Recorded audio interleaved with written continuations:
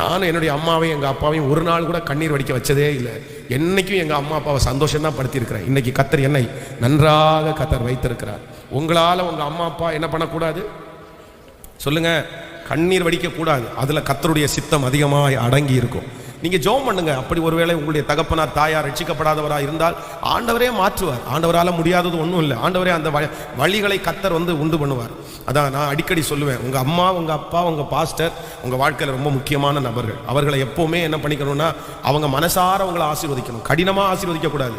உங்களை வருத்தத்தோடு ஆசீர்வதிக்கக்கூடாது. ஊழியக்காரர்கள் சில நேரங்களில் அவங்க சபிக்க மாட்டாங்க. நல்ல ஊழியக்காரங்க சபிக்க மாட்டாங்க, ஆசீர்வதிக்க தான் செய்வாங்க. ஆனால் சில ஊழியக்காரங்க எப்படி ஆசீர்வதிப்பாங்க? வருத்தத்தோடு ஆசீர்வதிச்சிருவாங்க.